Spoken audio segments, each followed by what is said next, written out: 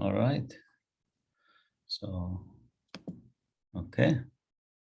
So let's begin with the first question. I'll try to go through most of them if time permits. So you're gonna have a question about value, whether it is a parameter or a statistic. You know, a parameter is a number that describes a population, and a statistic is a number that describes a sample. So it says in a championship football game, a quarterback completed 95% of his passes for a total 265 yards and 2 touchdowns. What do you think the value is? A quarterback completed 59%. It's a statistic. Because the quarterback is a sample. Okay, let's see. So this one. Yeah. Okay. That was not correct. I think he was good.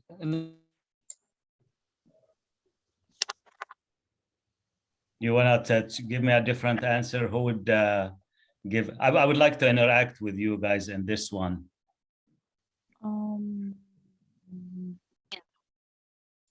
This is just a complete football game. The whole thing is the football game. You want to try this one? I would say it's C.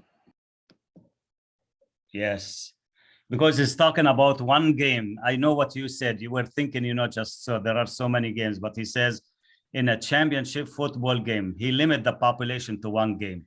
Then the quarterback will be just one quarter for the entire game, for the entire population. And that's what explains this. I know this is a little bit tricky here. So you just pay attention to the wording of the problem. Okay, let's go to question number 2. Okay, well, it's the same thing. I'm gonna move. So it will be the same answer. Question 3.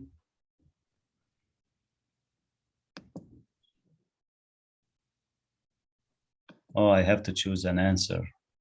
Okay, so in a championship, a quarterback completed 50% of his passes. The value is a parameter because the quarterback passes are the population, and we're just gonna move to the next question. Determine whether the variable is qualitative or quantitative. Goals scored in a hockey game, what do you guys think? Quantitative. Quantitative, because it's a numerical measure. Yes. Okay, right here, that is correct. Determine whether the quantitative variable is discrete or continuous. Discrete is something that, guys, that you can count as 1, 2, 3, 4, 5, 6, etc. No decimals. And continuous, anything that's not a whole number that can be counted as a decimal. Anything that you can measure using a tool is also continuous as well. So the amount of fabric needed for a dress. Discrete. Well, is the amount of fabric. The amount is continuous. It can be, remember, I said anything that can be measured must be continuous, because amount of fabric could be 1 yard, 1.2 yards, 1.3 yards, 1.4. So if decimals are involved, it can't be discrete anymore. Okay. So the variable is continuous because it's not countable. Countable, guys, is like the number of students in a classroom. That's countable, 0, 1, 2, 3, 4. Number of tables in a room, that's countable. Number of people in a family, that's countable.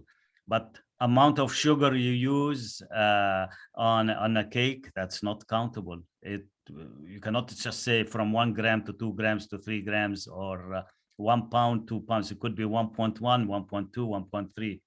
So once you suspect decimal can be there, that it can't be discrete anymore. It's continuous. Determine the level of measurement. There are 4 levels of measurement. The first one is nominal, which is a qualitative data and cannot be arranged.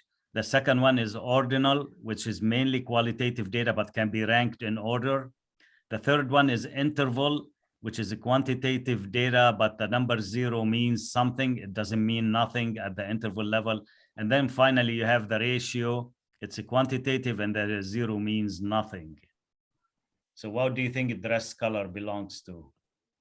Nominal. Yep. See, didn't need to explain all of this. I'll give you example for intervals, guys.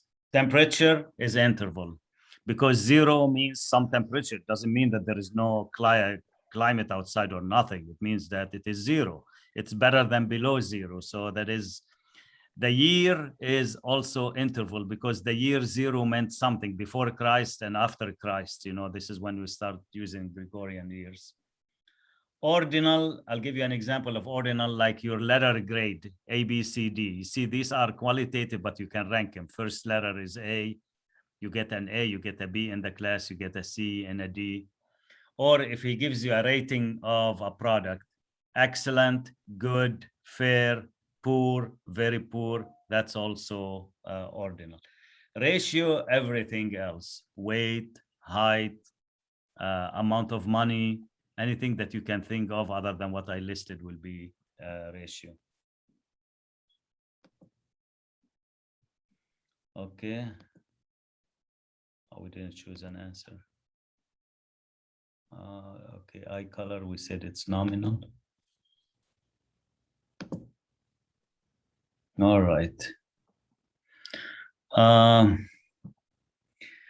This one, okay, let's see. Let me just pause here. Okay. So we answer part A as what's the research objective as D. The population is B. It's the adults in the country aged 18 or older. And the sample, you are correct, guys. They sampled 1,017. List the descriptive statistics. Choose the correct answer below. Whatever they told us here, they put it, they summarize it. Can you tell me the descriptive statistics here?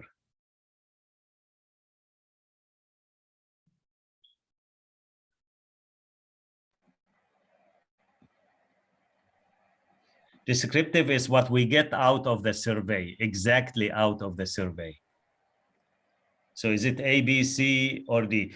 Remember, 36% of all adults, this is an inference. They make an inference here. That's not descriptive. And the confidence level, the confidence interval, that's also an inference, guys.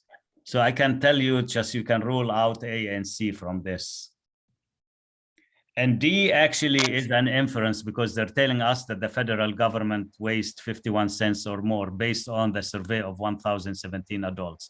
Descriptive statistics, it's exactly what was the response. Can you describe? Do you guys agree with me that the response that 36% from the survey indicated that 51 cents or more are wasted? And Yes. which one would that be? B.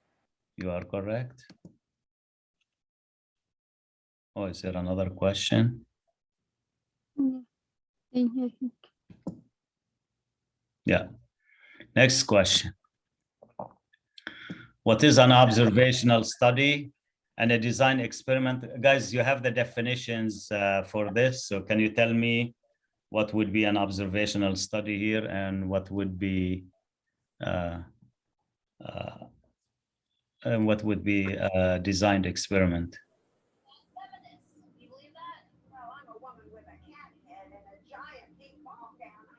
Okay, can you guys mute yourself, please? Let me mute you. The first one is A. All right. I agree with the response. And what's a designed experiment? So C. an observational study, guys, you just observe and take notes. You don't try to attempt to influence, just what's going on with the groups. And design is when the researcher assigns individual to a certain group, intentionally changing the value of an explainer and then recording the value of the response variable. Okay, the A is not the case. B is not the case. C, yes.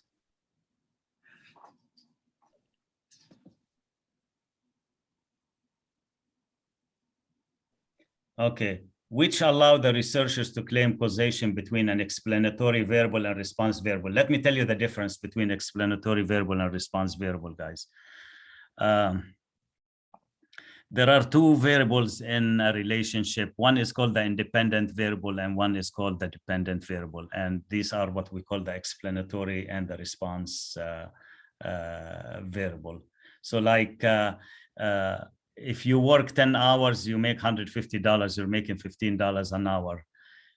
Your hours is the independent variable and your money is the dependent variable because it depends on how many hours you work. So which one is it going to be? The design experiment will allow you to make a relationship or just observation? When you do an experiment or when you just observe? Causation means one causes the other. Well, if you want to find out, if medication causes someone to reduce cholesterol level, you would have to interfere and you have to assign, just a medication. And that's where an experiment, just comes It's an in. experiment. I would say, oh, okay, never mind. All right. Okay. What do you guys think if this is observational? An experiment where you split up people into two groups. One group gets no treatment and another group gets treatment, and then you compare the results. Students are randomly divided in two groups. One group is taught German in a primary oral class. The other is taught German in a primary written class. After one semester, each group is given a German test to compare fluency. B. Yeah.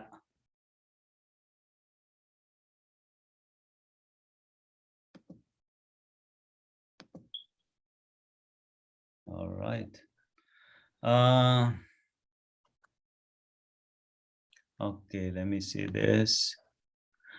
Okay, this. Okay, how do you pick a random sample, simple random sample? A club wants to sponsor a panel discussion on the upcoming national election. The club wants 4 of its members to lead the panel discussion. Write a short description of the process that can be used to generate your sample. Obtain a simple random sample of size 4 from the table. Which of the following would produce a simple random sample? A simple random sample, Maya, guys, means every single member of the population has the same chance of being selected. Okay. A and D. A is good. And D. Okay, list each name on a separate piece of paper. Okay, that's one. Okay, do you guys agree with me that C is not a random sample because he says put them in alphabetical order? That means only people who, only members who have their last name, starts with A, B, C, or D are gonna be picked first. That's not simple random sample. And vote on which 4 members should lead the panel discussion. No, it's A and D, I agree. Okay. Okay.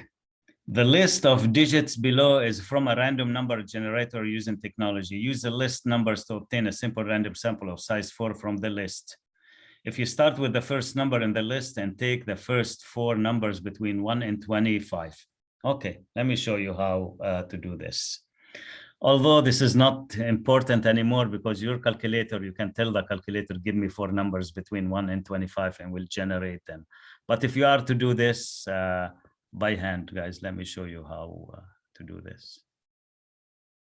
Okay, so look, we need to number those members from 1 to 25.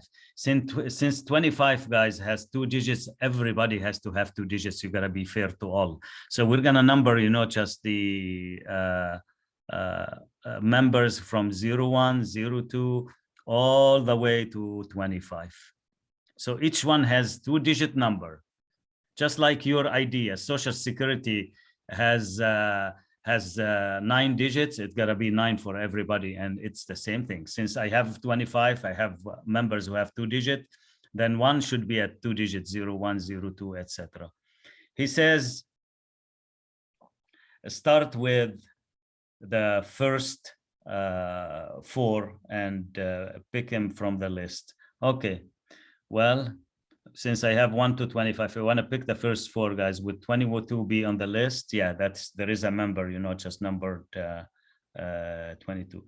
The only thing I think he made a mistake here. For 1, probably he meant, just to put 0, 1 here. So it should be, because look at the list here. Let me show you the list.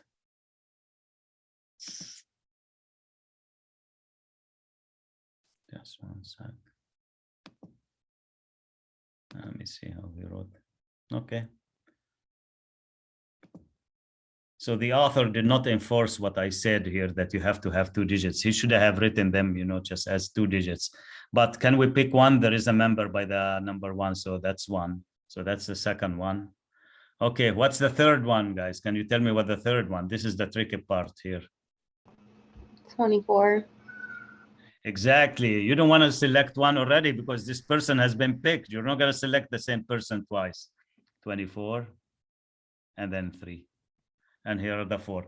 Then, guys, you go to the table and just pick those names and select them in the list right here.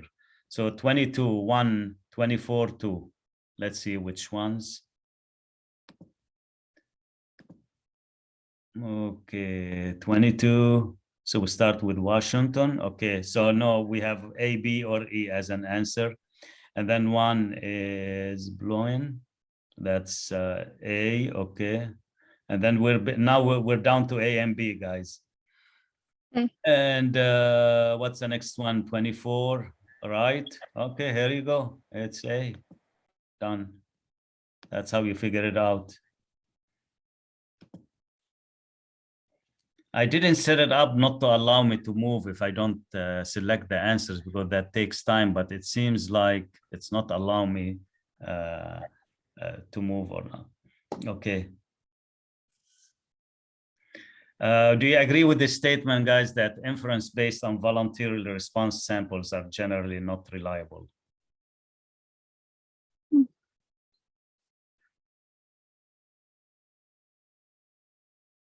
Which one do you see? I think it is true.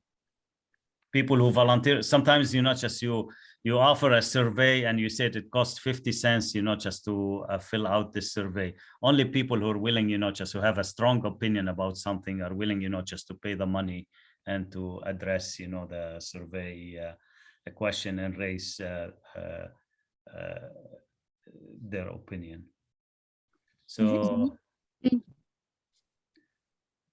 So you have 2 choices.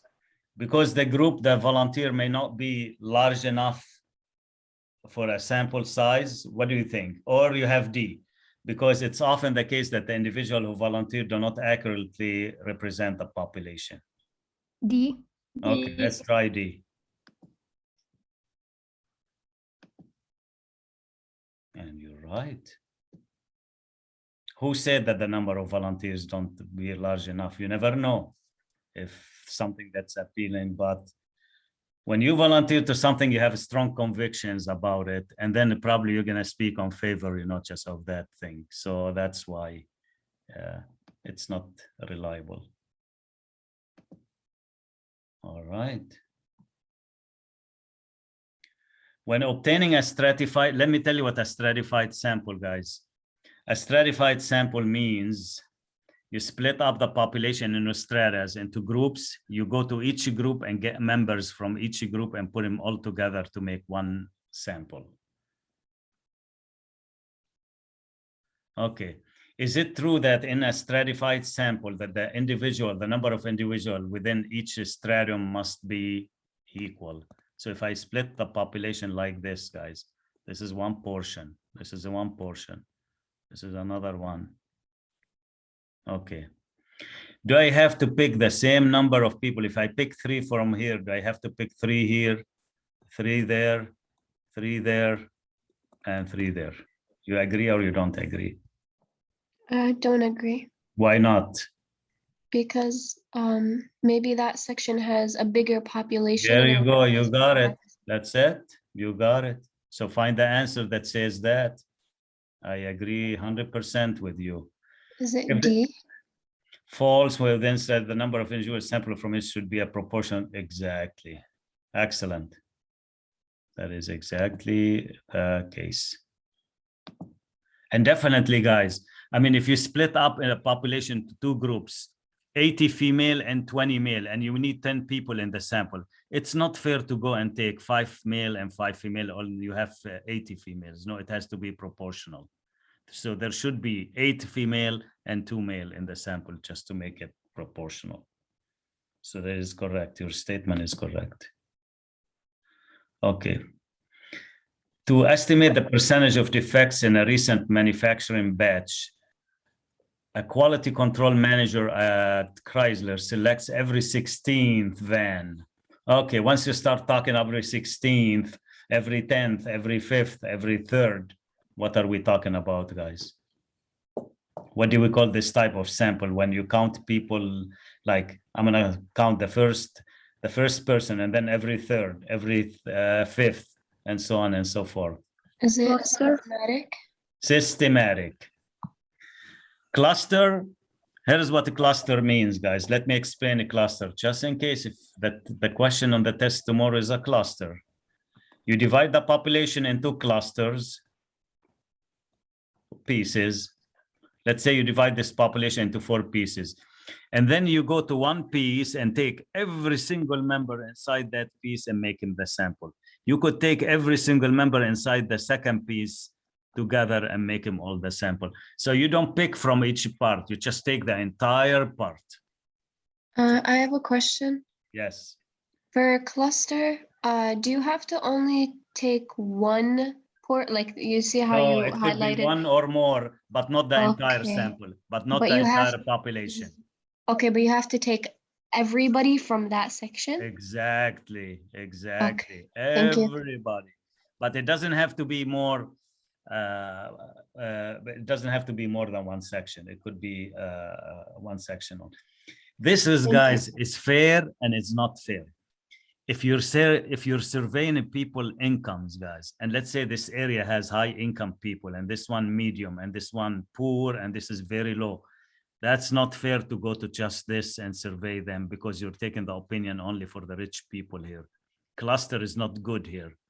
Then here in this scenario, guys, it would be better if you do stratified because you take from here, you take from there, you take from here, and you take from here. That's good. But let me give you an example where cluster is good. In a disaster area, let's say some area was hit by a hurricane and they divide the area into blocks and the damage is very much the same everywhere, guys. And they want to assess the damage and see how they're gonna, just compensate, just people for the damage. If we know that the damage is the same across all the area, it's enough, just to take the entire 1 block or 2 blocks, survey them, take their opinion and make a determination for the entire thing. Okay. Just put the mouse. Okay, to determine customer opinion of their in-flight service, Continental Airlines randomly select 4 flights during a certain week and survey all passengers. Okay, what do you think this is now, guys? Is it They cluster? survey 4 flights and they survey every single passenger on each of the flights. Is it cluster? Yep. There you go. All right. Microsoft was to administer a stratified survey to its current customers using their customer database. The company randomly selects 30 customers and asks them about their level of satisfaction. Who is going to answer this? Simple random? You got it. Yeah, they didn't specify a method and it's a random method. Okay, I'll give you the hint, guys, to know when it is a simple random. Look at the word randomly here. Select. So that should be a good hint for you. Oh man, there's more here.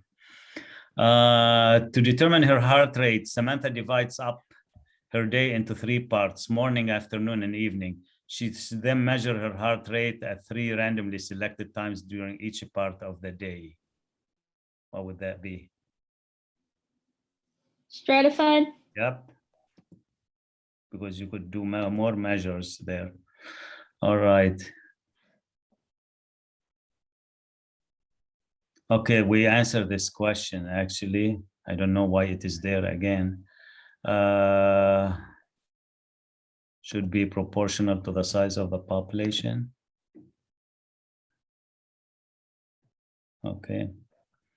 A polling organization conducts a study to estimate the percentage of households that have their children in private schools. It mails a questionnaire to 1,389 randomly selected households across the country and asks the head of each household if he or she has their children in private schools. Of the 1,389 households selected, only 50 responded. Well, they didn't say only, but I said only responded. Which of these best describe the bias in the survey? Non-response. Non-response, okay. Any other, how can the bias be remediated? C.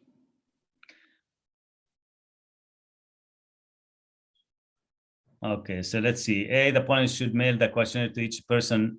No, the pollen should mail the questionnaire to a greater number of households. C, okay, let's try the answers. You nailed it, guys. Seem to be prepared. Yeah, you guys, do you know why we said non-response bias?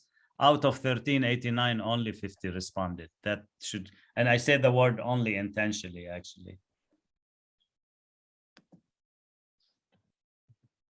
Okay. The shape of this distribution is best classified as skewed left. Well, let's see. False. False.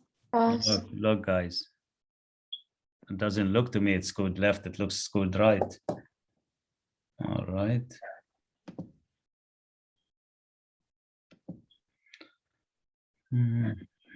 All right. Okay.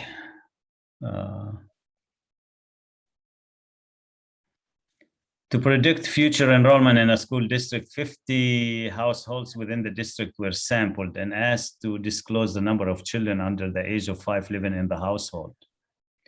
Okay, he wants relative frequencies, guys. So here, for relative frequencies, you just take the 13 and then divide it by the total, which is 50.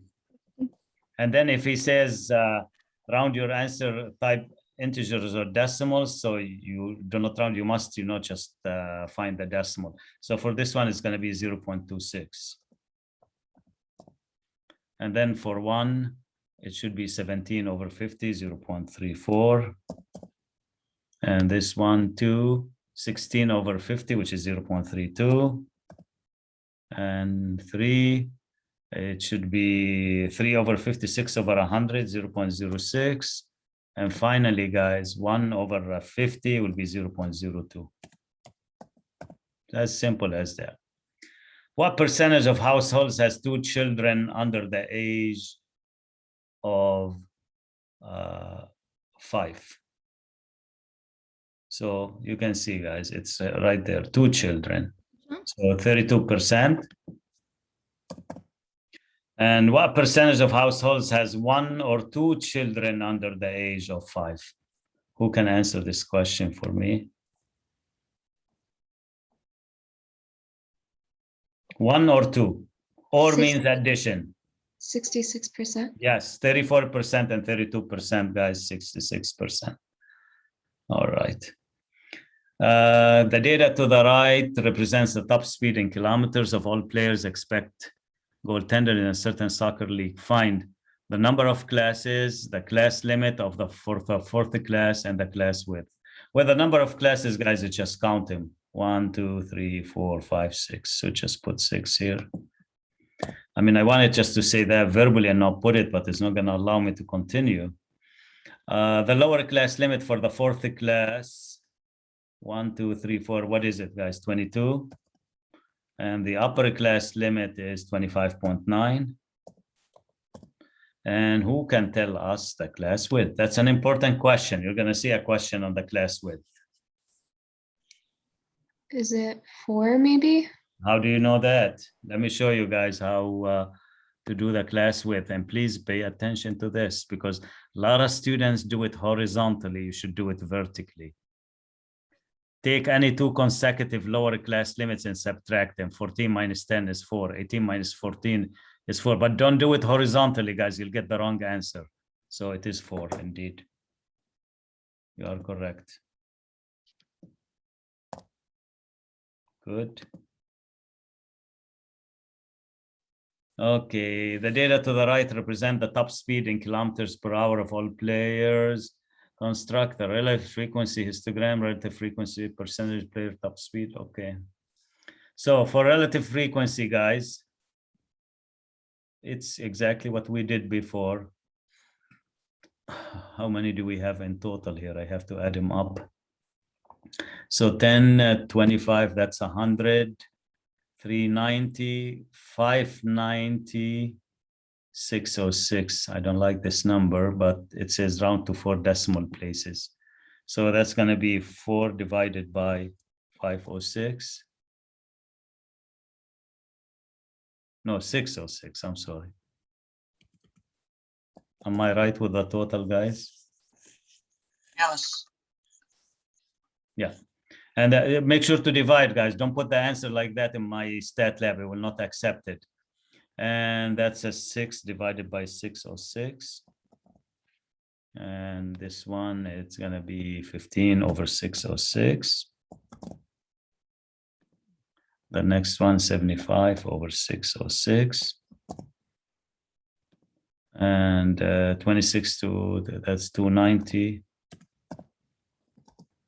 over 606. And this one is 216. And just round to 4 decimal places. Just make sure to follow rounding techniques when you do this. Okay, next question. Choose the correct frequency histogram. So it seems to me like it's going up for 6, 15, 75, 290, and then goes down at D. yeah, it looks like it is D. I agree. See, you don't have to construct it by hand, you know, just to see it. Just make an observation, guys. And then the percentage of players that had top speed between 18 and 21.9 kilometers. 18 and 21, so it's, you just divide 15 by 606 and change it to a percent, guys.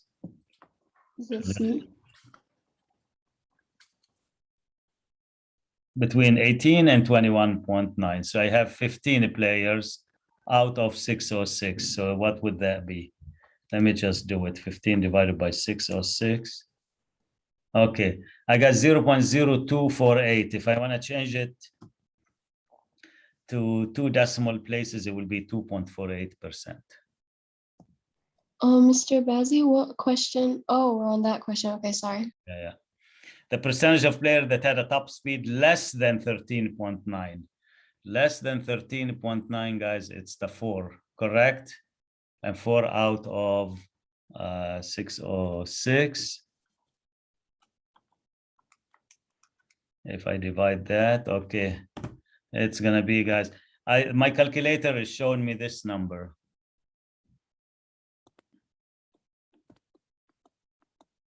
Okay, how do you change it to a percent? Multiply by 100%. And that should move this 2 decimal places, so it's 0.66%. Oops.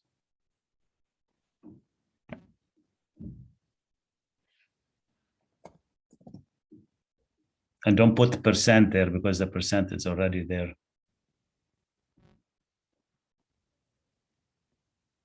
Oh, there's more question there? No. Okay.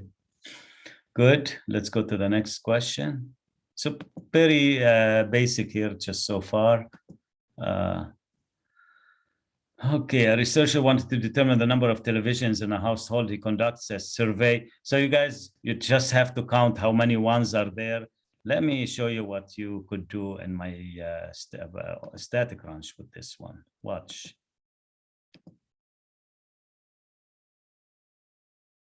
Okay, I'm going to show you how to sort this one out. So just go to edit. columns. No, data, sort, and select the column. Click on it, compute.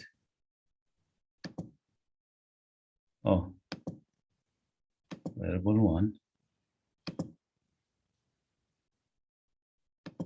And it is sorted. Can you see, guys, now, if you have too many numbers, it's very easy now to compute them. You know, otherwise, be honest with you guys, it will be easy not just to miss 1 or 2 values there. So the frequency of the zeros, look, I can count them easily. There is 2 of them. And if just take you back. And so for the zeros, we have a 2 of those. For the ones, we have 1, 2, 3, 4, 5, 6, 7, 8, 9, 10, 11, 12, 13, 14, 15. And also remember, this is a review, so I won't give you any large data sets where you have to struggle, you know, just to count the data. It wouldn't be too large. Okay, from 18, guys, to what? To 29. How many do we have from 18 to 29? 1, 2, 3, 4, 5, 6, 7, 8, 9, 10, 11, 12. Do you know, guys, how to count? From 18 to 29, subtract 18 from 29, 11, and add 1, so 12. That would be 12. And then for 3, is that 3 the last thing? Okay, 3, I have 30 all the way to 36, so that's 7. 7. And for the last one, 3. 3, 1. And 1. Okay, 7, 3, 1 are the bottom ones. And 2, 15, 12.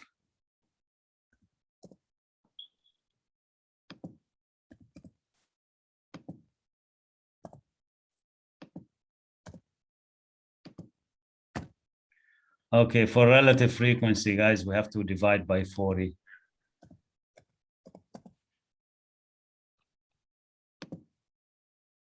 And here I'd have to divide by 40, 15 over 40. And here I have to divide by 40, 12 over 40. 7 over 40. 3 over 40. And then 1 over 40. You just do the division and you should have the correct answer. What percentage of households in the survey have a 3 television? Okay, it's 7 over 40. And if you divide 7 by 40, guys, it's going to be 17.5, I believe. Yeah, 17.5%. And what percentage of household have 4 or more televisions? 4 or more means 4 or 5. So you have a 3 and you have 1. 4 out of 40, which is 10%. Construct a frequency histogram of the data. So let's look, guys. Look, there is 1, 15, 12, 7, 3, 1. Let's see, make a good observation for me. So we have 1, 15, 12. So 1 and then goes up all the way to 15, goes down a little to 12, then 7, 3, 1. Okay, I think you guys, you can rule out all of them except for 2. It's between D and B. D. So that's a 1. You zoom in. That's a 15. And it says 0, 2, 4, 6, 8, 10, 12. Yeah, that looks like. Okay. Yeah, that's it. That's the one. And look here, that's a relative frequency. So that's not the one that he wants. Okay, describe the shape of the distribution. Would you guys agree with me? It looks like it's skewed to the right. You see the shape here? Yeah.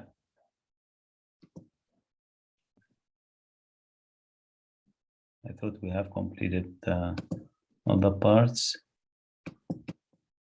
Did we miss anything? Oh, construct a relative frequency for this. Okay, a relative frequency, guys, is going to be exactly the same. It looks exactly like this, like the one in part D, but with different, just values right there. So which one is it going to be, guys? You can see it. B. B. That's the part that we didn't do.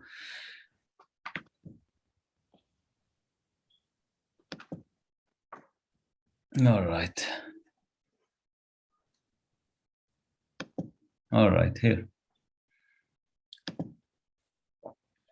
Okay, what is he asking us to do? An internet media and market research firm measured the amount of time an individual spends. Okay, the data in the comment table present the amount of time. Okay.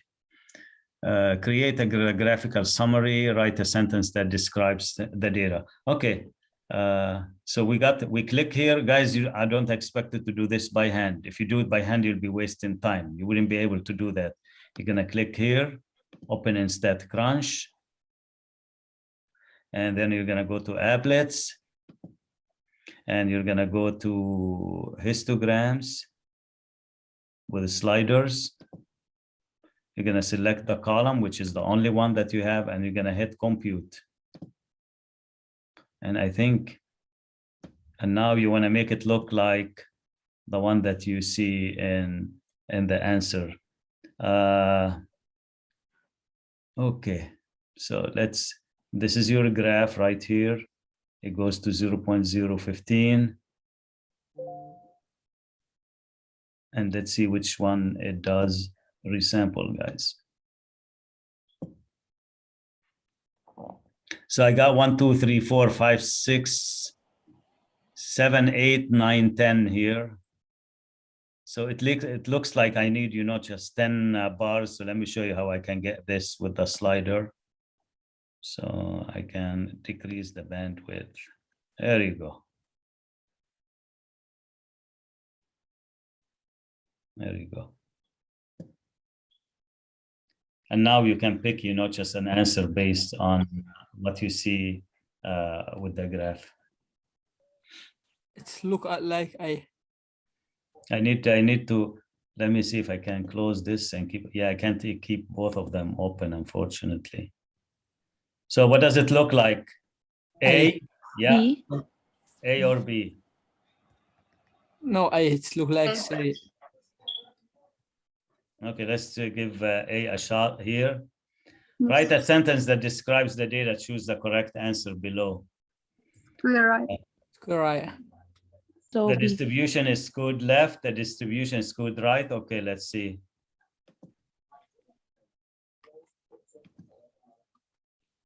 So you're right. Your observation were good. All right.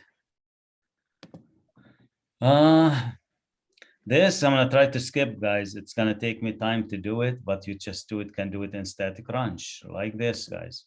Open in StatCrunch. Let me show you again the steps. And applets, histogram with the sliders. Select the column and hit compute and try to mimic what he wants. It looks like I have 1, 2, 3, 4. So I can increase the bandwidth, guys, watch. I got 1, 2, 3, no, a little bit more, here you go. There you go. That's it. And now you can tell, just which graph. So if you remember this, let's see which one is it gonna be. You wanna see it again? Oh, Wait, but they have 3. no, there is 1, 2, but if there is nothing, that means there was one blank, nothing, no data. In Oh, there. okay. Okay, I Yeah, see. that's what it means. And which one did it resample, guys? I think C. See? C? Okay. And for relative frequency, guys, you mimic the same thing. The only thing that it changes, instead of having 0, 5, 10, 15, it will be 15 divided by the total. Whatever the total is, 25. 10 over 25, 5 over 25, 0 over 25. So it looks like this and that. Let's see. Check the answer. No, so it wasn't C. It must have been what? For this one, it must have been A. And for this one, B. B. That better work this time. There you go. Yeah. Okay. Determine the original data set, guys. I'm not going to list them all, but I can start. He says use a comma. So I have, you read it. It says 1 with the 0 means 10. So you have 1, 0, comma, 1, 1, comma, 18, comma, 21, comma, etc. So I'm not going to finish it, guys. You just type them in. Just remember, that's, yeah, he says use ascending order. So make sure just to write them in ascending order. Okay, a stem and leaf plot, guys. If you want the help of static crunch, you can do that. Watch. And go to graph and just click on stem and leaf, variable 1, and compute. And here you go. So you get the answers. 0, you have to put it with 4, 6, 7, 9, 9.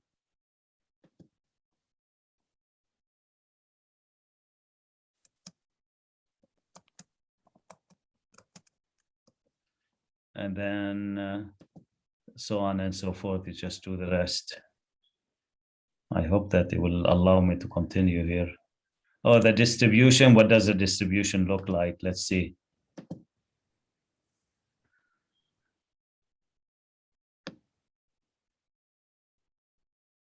It doesn't look symmetric. What do you guys think of the distribution? If I can flip this counterclockwise 90 degree, what would it look like? Okay, You're right. let's Square put eye. him. Yeah, I want to put him actually. This is a good question. So let's put him there. So remember with me the numbers. So for 1, we got 3, 3, 4, 6, 6, 7, 8, 9.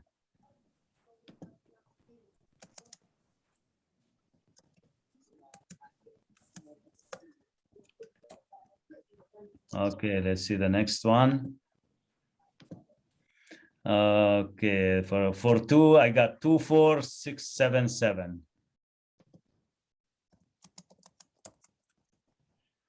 And for the next one, sorry, I have to keep going back and forth. For 4, I got 4, 5, 7, and then 3.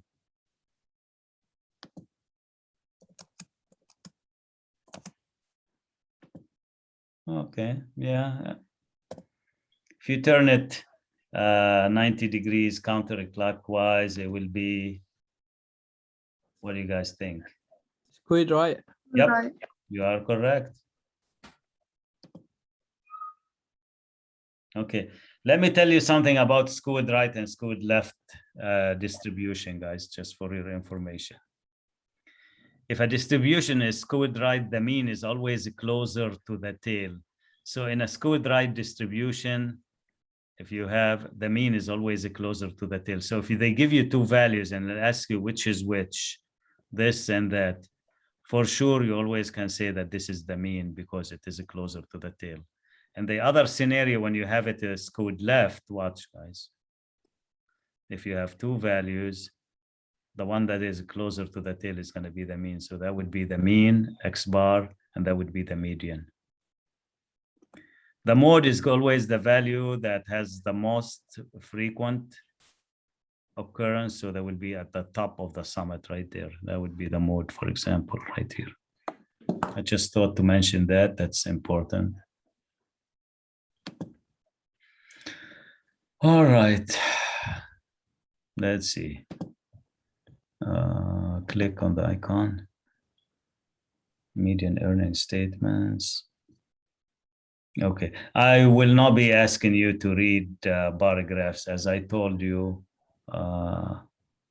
Okay, well, he's asking you how is the bar graph is misleading here. Yeah, this, yeah, about misleading graphs. How do you know that this graph is misleading? Right away, when I look at it, because I know statistics, I look somewhere. If I don't find what I want, I know it's misleading. And this graph is misleading, guys. Why is that? Because the vertical line did not start at 0. 0. That's how it makes statistic misleading. You gotta be very careful. And many events, guys, I attended, I see graphs that don't start at 0 because the presenter is trying, just to make an impression, wrong impression, but nobody can tell them nothing. They just people have to pay attention and then make a judgment based on that. All right. So the vertical axis start at 0 mix where, yeah, that's A. Redraw the graph so that it's not misleading. I will not be asking you questions like this because, as I told you, you could skip the part of the course on bar graphs and stuff. That's only misleading graphs, just to understand that. I mean, if you redraw the graph, the first one is 36,000. And look, and the second one is about 34,600.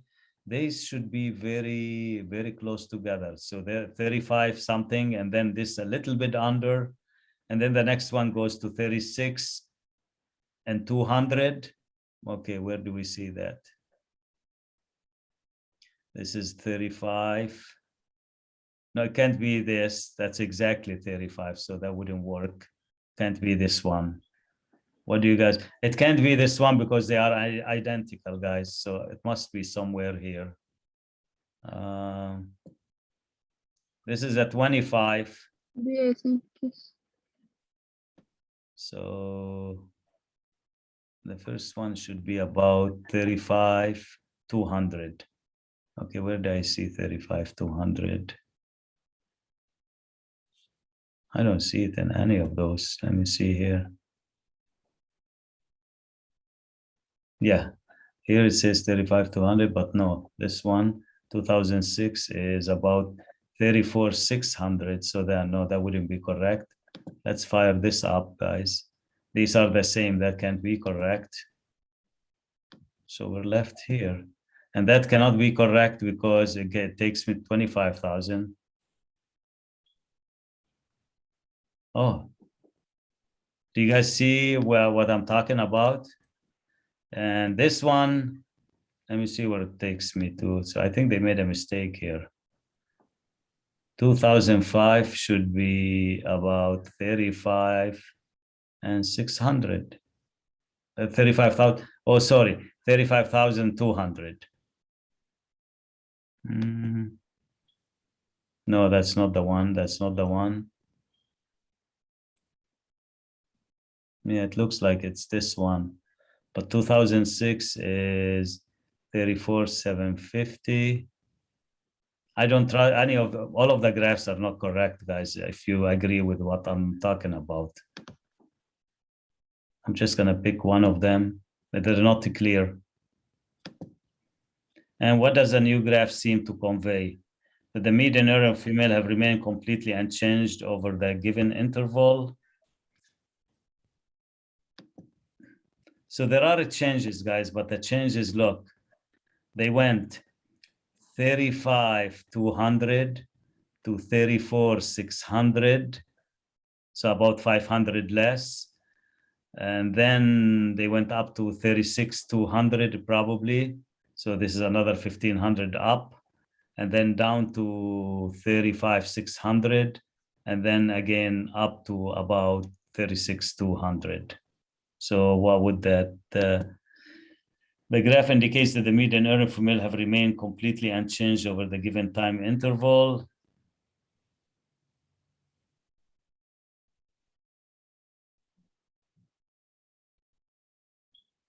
So they went up and down, as you notice, guys. So very much, there is not much change, just in the median. Because in the first one, as you can see, went up, then down, then went up. But the overall is a slight increase. So have variable remained completely unchanged, no, slowly increased.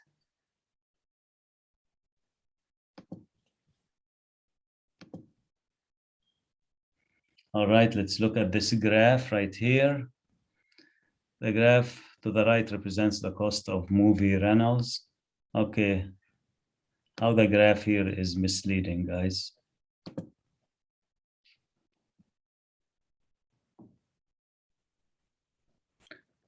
Do you know how it's misleading? A 245 is double of 125. Is this graph double? It looks like more than double. If I double it, it's a little bit more. That's not true. And look, from 245 to 3.25, it looks like, 3.25 doubled, but the double of 245 will be about $5, but I only have 3.25. So this is how the graph is misleading in the way, just that they present the quantity. So pick an answer based on what I say here.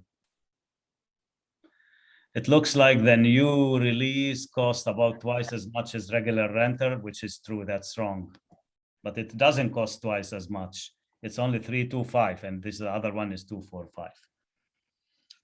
What could be done to improve the graphic, guys? Can you select one answer of the 4?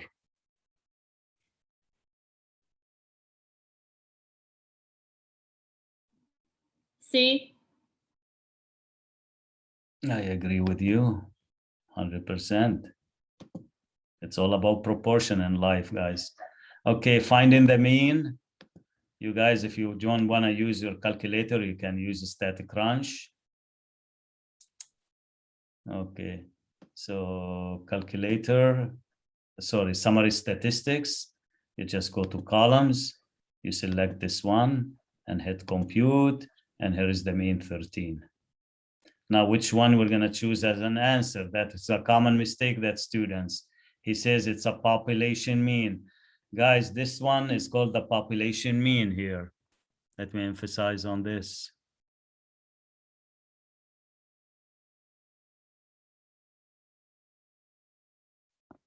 This is the population mean right here. And this is the sample mean. If he says this is a population, then you put your answer right here, guys. Whatever I said it was, I think it was 13, if I remember. Just put it right here. And how do you do it on the calculator? Let's show you. You go to stat, edit, you have to do some data entry. Enter the data, 17, then 15, then 3, then 6, then 24. And then go stat, calc, one variable statistics, and just calculate, leave the frequency list empty. And here you go. X bar is the mean. Let me tell you, S is the standard deviation of the sample. Sigma is the standard deviation of the population. Since he says population here, if he asks you a second question, what's the popular standard deviation, you just use sigma. But most of the time, guys, it comes from the sample. This is a unique question where he says it's a population. He just wants you to know, he wants to know whether you can distinguish between the simple X bar and a mu. This one, you read it as X bar, and this one, you read it as a mu. All right, let's move on.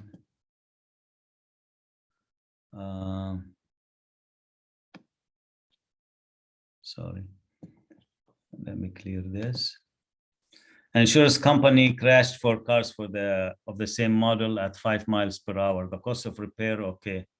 Compute the mean, median, and mode. So I'm not gonna just do them, guys. You should be able to do those. Okay. Mode, let's see if there is a mode here. Well, there are 4 different values. Let's see if there is more than 4. I mean, you could quickly do that in static crunch if you like. The mid and mid, okay, there's just 4 values. And yet it still can use the summary statistics, columns, and hit compute, and you get everything. You get the variance, you get the mean, you get standard deviation, you get the median, which is 419.5. You get the range, which is maximum minus minimum. You get first quartile, you get Q3. Second quartile is the median, is listed right here. There is no mode here because none of the values repeat, okay? So these are not zeros, I've just put in there. Same thing, guys. I'm just gonna put zeros. This if any students have questions here. It looks like there are no mode as well here. So no mode. Okay.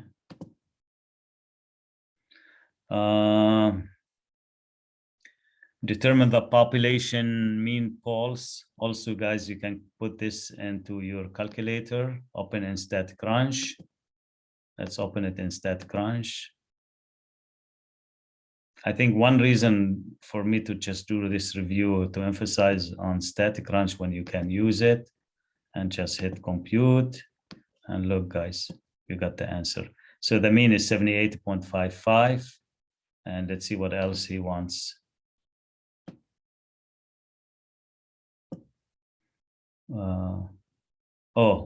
Determine the population mean pulse,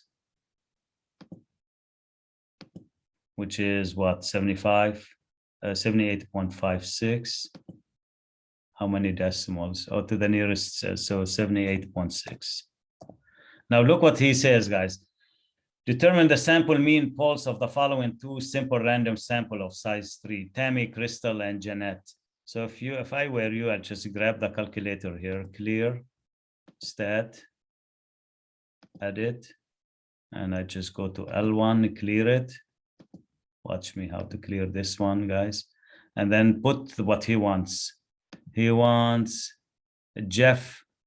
Tammy, Crystal, and Jeanette. What is Tammy? 90. And then Crystal, 84. And what was the last one, guys? 85. Can you guys hear me? Because I hear silence now. You can hear me okay? Yes. Okay, good. Yeah. Okay, and let's do sample 2, guys. I'm gonna put them all together. Jeff is 83. Just to show you how to use the calculator, Kevin is 84. And Kathy is 74. Good. Okay, so here's how you do the statistics. Calc, one variable statistic, and scroll down, hit calculate. And here you go, guys. The mean pulse is, he wants to the nearest 10th, so just do 86.3 if I'm not mistaken. And let's do sample 2. Let me show you how to do sample 2. You go to stat, calc, one variable statistic. And guys, instead of using L1, you just use L2, you press second. And then number 2. And go enter, enter, calculate. And here is the sample, 80.3.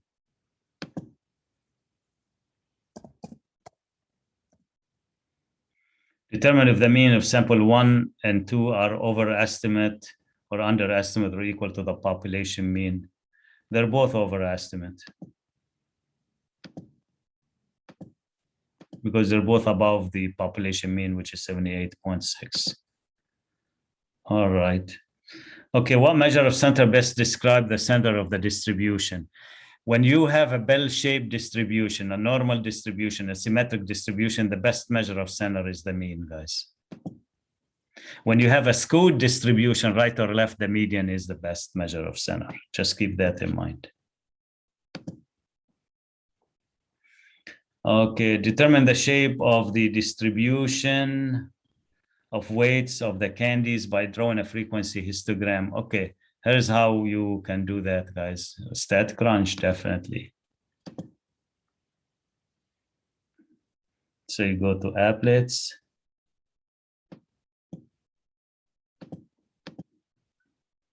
Then you go to histogram with a slider. Then you select the column, compute, and try to resample the shape. It's a lot of work if you want to do it by hand. I don't suggest that people do this by hand. Here you go. So now you can compare answers. It looks like, do you guys agree? It looks like A. And it looks like Scoot what? Left. Left. Okay, he wants the mean weight of the candies. You can find him, guys. Just put him into your calculator. We already have him in Static Crunch. Let me just do it. I'm gonna close this one, guys. I have the data. So I go to stat, watch, summary statistics, columns, variable 1, and hit compute. Don't even do anything else. Here's the mean, 0.891, and the median is 0.9. Round it to the nearest thousands. So 0.891. And the median rounded to the nearest thousands, 0.9.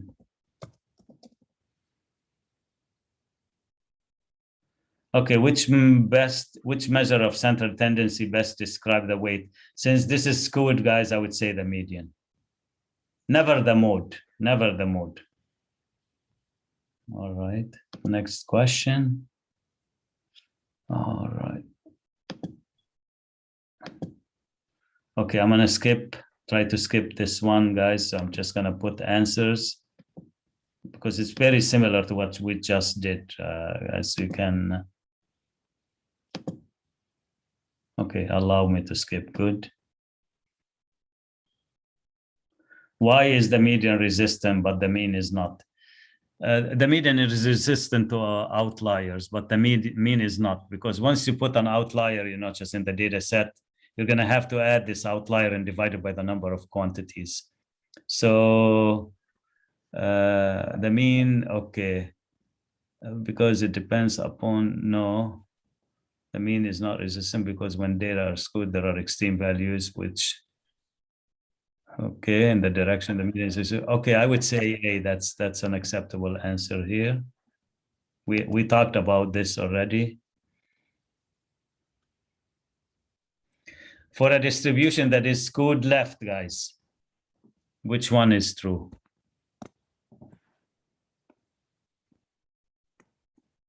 So this is the distribution. That's skewed left. I said the mean is always closer to the tail. So if the mean is here, the median will be on the other side. So, and the number line goes this way, grows up this way. So that the mean is less than the median. Always, when the distribution. A. A. Do you agree with A, guys? And if it is right tail, the mean is greater than the mean. He says left tail or right tail here? Yeah, right, left tail, so we're good. All right, okay, that's a question that I was talking about. Okay, which one is the mode, guys? A. A, I agree. Okay, check next. Okay, which one is the letter? Okay, median. B. All right. C. And C is the mean because it's closer to the tail. And it is coming, actually. You are correct. All right. Which histogram depicts a higher standard deviation? Where do you see more variation? B. Why is that? That you are correct, but why?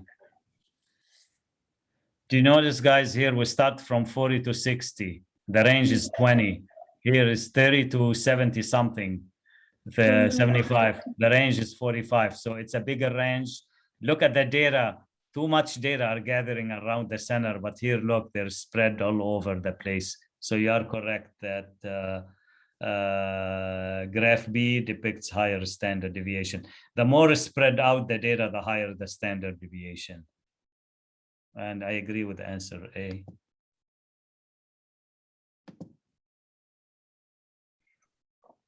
Match the histogram on the right to the summary statistic. I'm gonna try to skip this one, guys. You can, I'll just give you a hint, guys. The larger the standard deviation, the wider the data is spread out. Just keep that in mind as you do it. And remember, the mean, when the mean and the median are, they are very much the same here. But look, here is the mean is 55, and here we have a mean of 63. So it looks like, you know, for the 63, it's gonna be right here. And let me tell you why. Because that goes, guys, from about 0 to 115. If you take halfway through it, it will give you in 60s. So that should be the answer to this.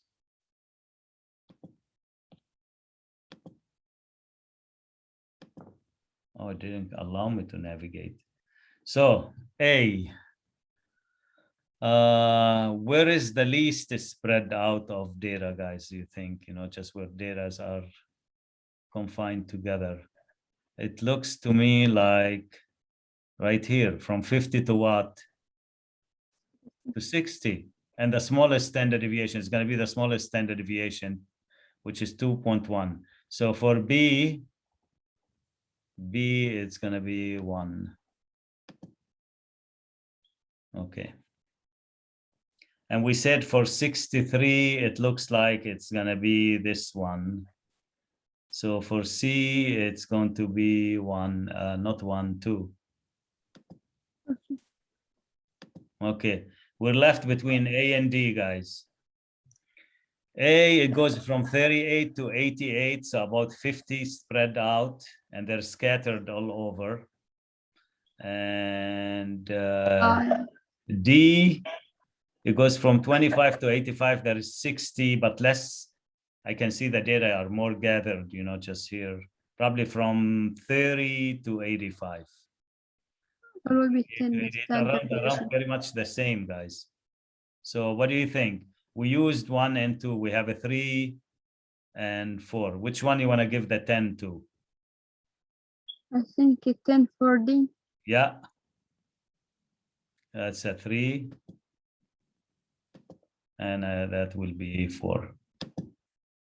I mean, look, they're very much, you know, around each other, closer to each other here. All right. Okay, standard deviation.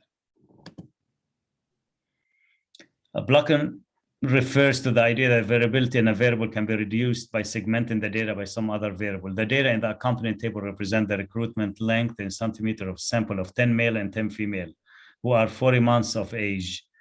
Okay, determine the standard deviation of recruitment length for all 20 observations.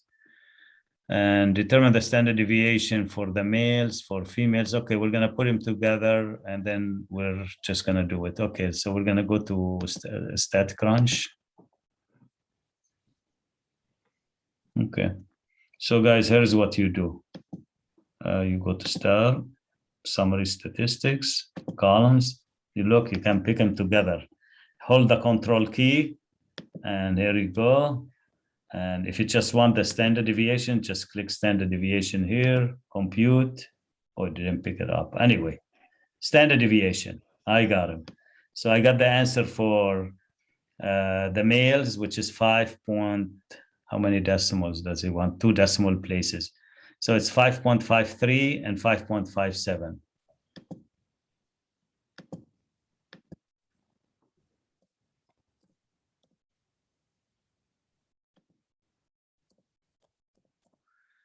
Now for, he wants to do them together now. He wants us to do them together. Let's see how we're gonna do this. You have to add them in one variable. Yeah, and let me see how to do this.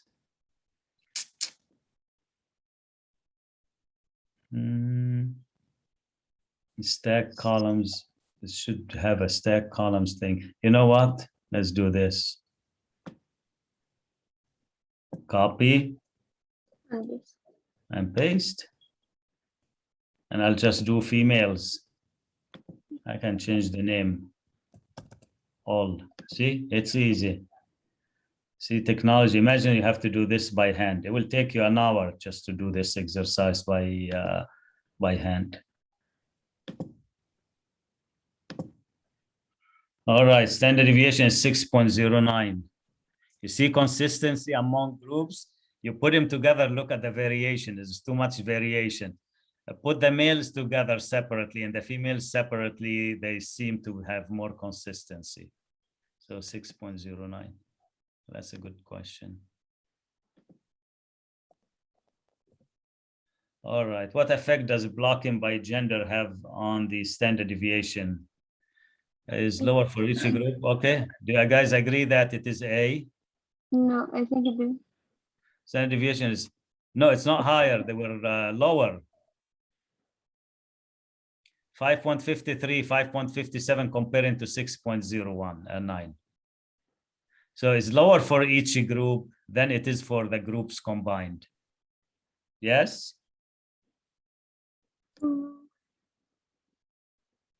What makes the range less desirable than the standard deviation as a measure of dispersion? The range, guys, is the difference between the largest quantity and the smallest quantity. So what would be a good, reasonable answer that anyone should accept? No, the range is not biased. It's not resistant to extreme value. D, because it only uses 2 values from the data set. If you guys have a data set that has 100 values and you find the range, you only take the minimum minus the maximum. That's it. And you ignore 98 values. That's how bad the range is. That's why it doesn't use all the observations. Okay. So.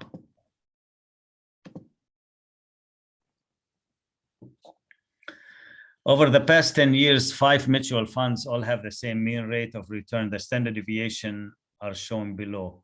Which mutual fund has the least consistent rate? Least consistent, guys, means the most variable one. So which one would that be? The one that has the largest standard deviation. And which one of those have the largest standard deviation? International. You got it. And if they give you this question on the test and they have which one is the most consistent, you pick the one that has the lowest standard deviation, which is 4.8% capital investment. All right. Okay. Complete the following statement about the empirical rule. According to the empirical rule, if a distribution is bell-shaped, then approximately 68% fall within 1 standard deviation, 95% falls within 2 standard deviation, 99.7% falls within 3 standard deviation of the mean.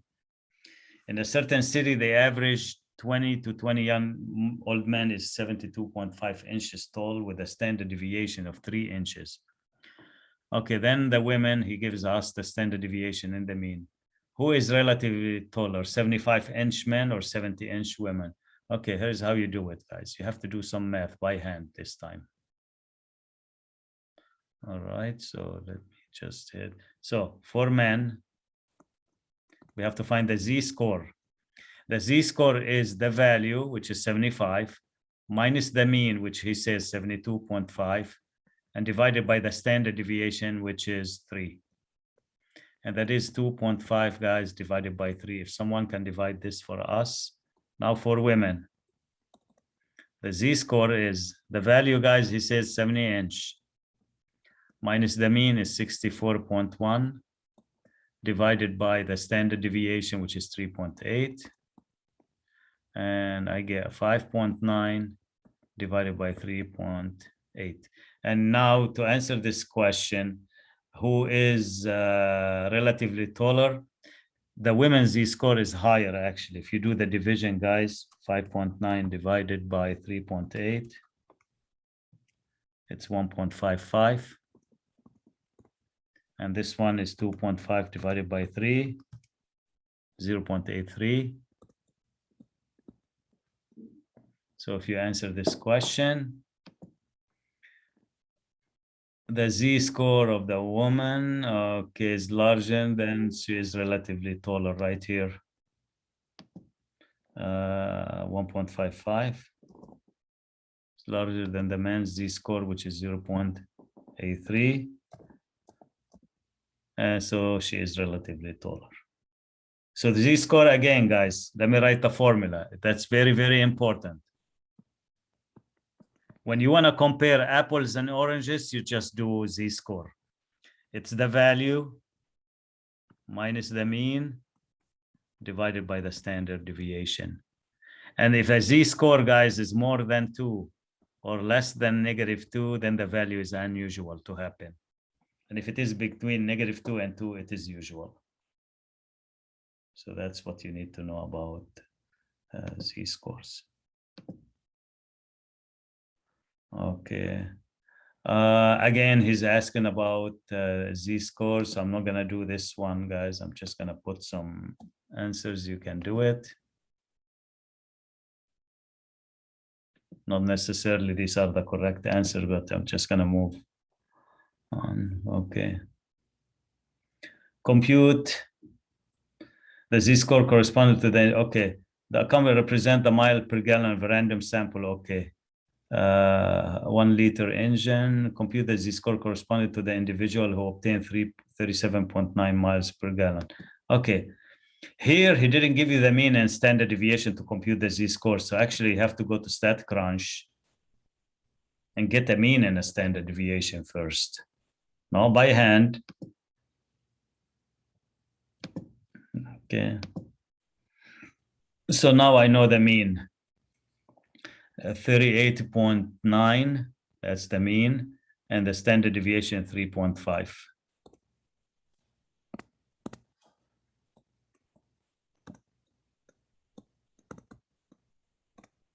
And now, guys, I can find the z-score because I need a mean and a standard deviation. So for a value that is 37.9, to find the z-score, you just do this. 37.9 minus 38.9 divided by 3.5. And that's -1 divided by 3.5. Z-score is usually rounded to 2 decimal places, so it will be -1 divided by 3.5, which is -0.29. So the answer right here, guys, is -0.29. So the data value is 0.29 standard deviation below the mean.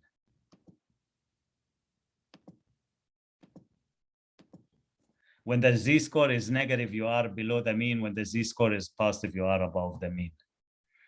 Determine the quartiles. We already did them, guys, right here. I did. Let's just do them again. Print, sorry, not print. Right here, open in StatCrunch. And look, guys, the quartile where we computed them. Calculator, stat, summary statistics, columns. You get bored of this using the same feature all the time. Let me just clear all drawing. Okay, so Q1, guys, 36.8. He says 1 decimal place. Yeah. And the Q3 is 41.05. And the median is 38.6. Okay. So we can copy them from here, 36.8.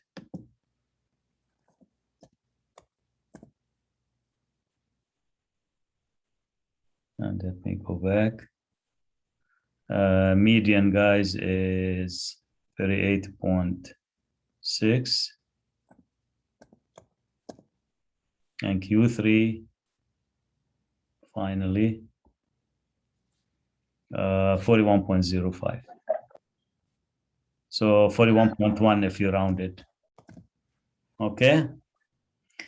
Compute and interpret the interquartile range. The interquartile range, guys, is the difference between Q3 and Q1. So if you do 41.1 minus 36.8, that's the interquartile range. It's 4.3.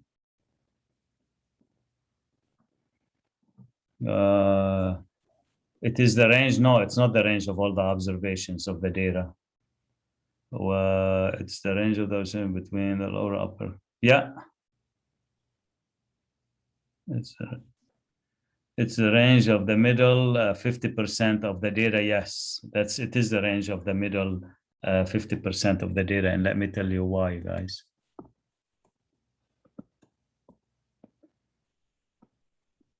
This is a box plot. Okay, this is a Q1 here. This is a Q3. This is a Q2. This is minimum. This is maximum. From here to here, there is 25% of the data. And from here to there is 50%, because from Q1 to Q2, it's 25% to 50%. That's 25%. And that's another 25%. And from the third quartile, which is 75 percentile to 100, is 25%. And he says the interquartile range is whatever answer we got, 4.3. It is the range of the observations between either, it's the range of the middle 50% of the observations in the data set. Yeah. So that would be the correct answer. Because these are the middle. Right here inside the box is the middle 50%, guys. And you just put the answer, 4 point, whatever it was, 3. Okay, I'm just gonna skip this. The lower fence, which is you have to add, you have to multiply Q3, which is the interquartile range, 4.3 by 1.5, and subtract, take a Q1 and subtract this. So let me just show you the process quickly to find to check if there are outliers. First of all, guys, you do Q3 minus Q1, which is the IQR. Then you multiply by 1.5, which is here 4.3.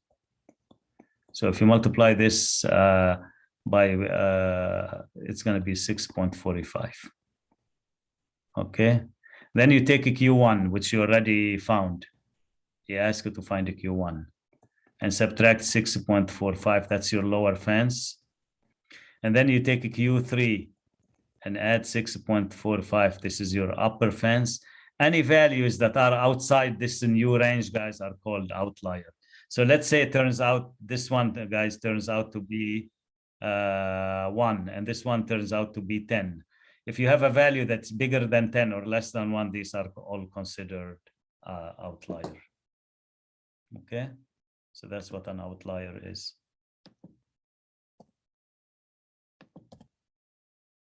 Okay, I'm just gonna skip it quickly so I can move on. All right, clear all drawing. Again, same question, guys. I'm not just gonna do this. Finding quartiles. I want to get to probability.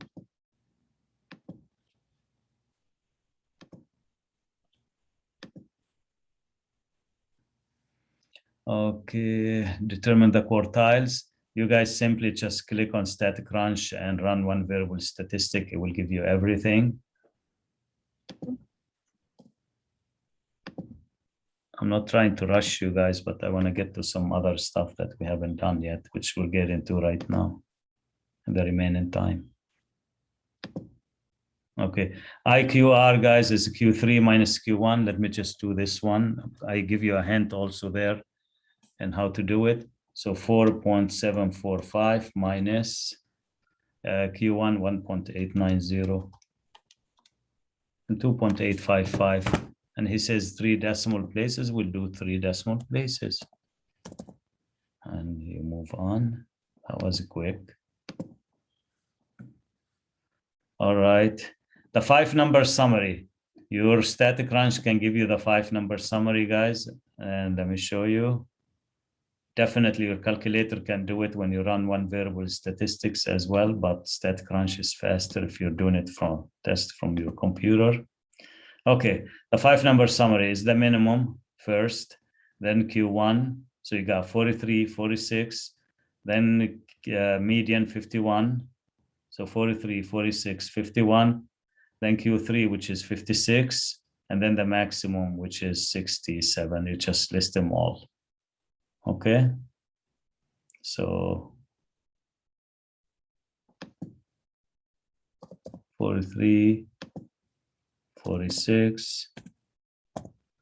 And I'm just going to do the box plot, just to make sure you understand that. Median is what, 51 and 56 and 63.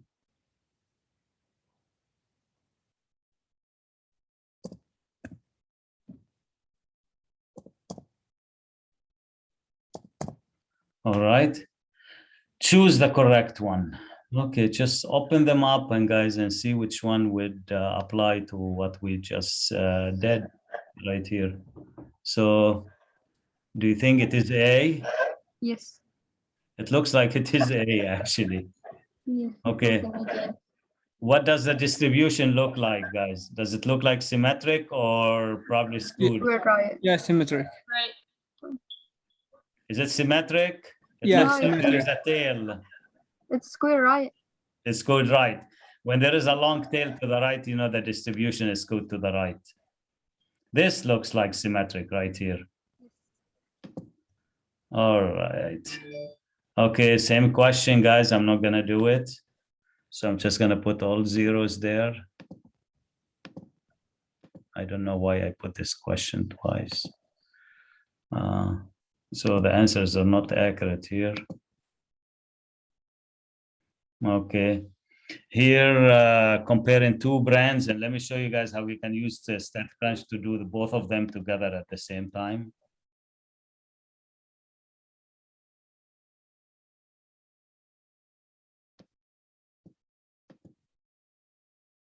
All right, let's just watch this, guys. Open in StatCrunch, graph, box plot, and watch. I'm going to select both of them, hold down the control key and select the other one. And you want to do them horizontally. If you're used to horizontally, just use horizontally and compute. And here you go, guys. Now you can compare. The store brand is the top one and the name brand is the bottom one. And then you can tell which is which. So if I show you, okay, the store brand, it looks like it has two longer tails and the median of the store brand is less than the median of the name brand. And then you can tell from here. No, that's not A. Yeah, can you see which one, guys? C. Yeah, just compare them.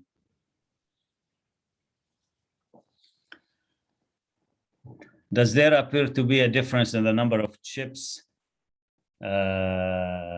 Yes. Cookie.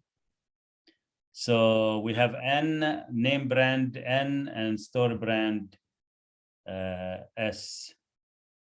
So no, there appears to be no difference. The store brand appear to have more chips per cookie. That's not true. The name brand appears to have more chips per cookie. Yeah, Yes. probably yes, yeah. Does one brand have a more consistent number of chips per cookie? It looks like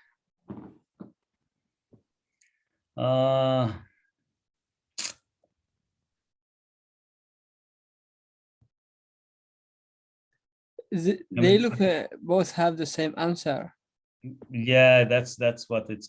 The store brand has more consistent number of chips per cookie, while the tails, I mean, it looks like a little bit more consistent because the tails are pretty much the same length, but you can see that the median is shifted a little bit toward the right. It's not right in the middle. Otherwise, that would have been, you know, just symmetric. If we assume that they are symmetric, but that,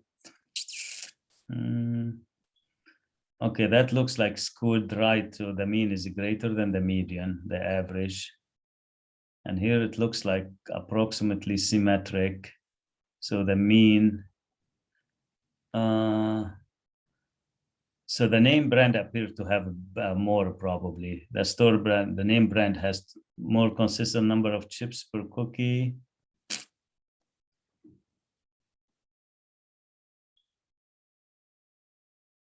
Let me see what it says here.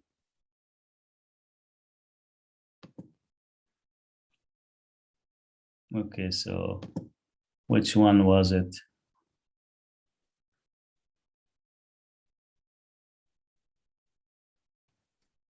Did I change anything?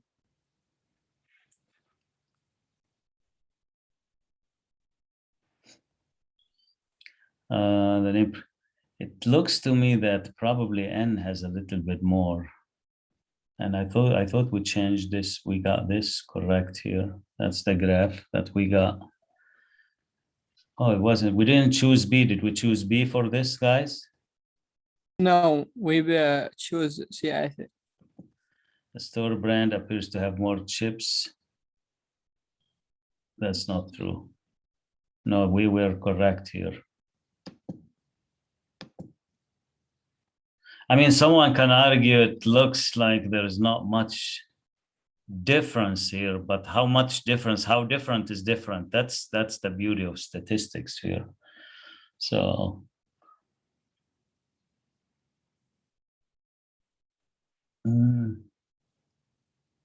so I chose, no, I didn't choose C. The name brand, I said has more consistent. Okay, let me see if I choose this, what will happen.